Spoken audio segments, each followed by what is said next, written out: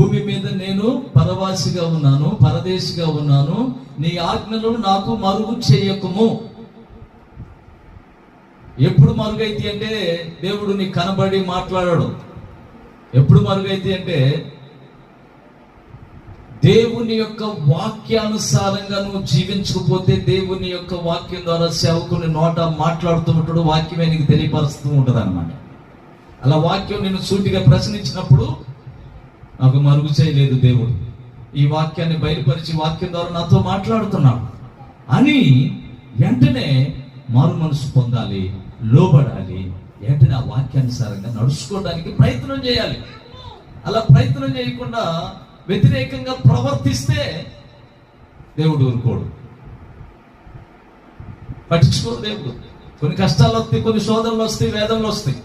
అది దేవుడు నిన్ను ప్రేమిస్తే వస్తాయి, లేకపోతే అసలు అవి కూడా రావు.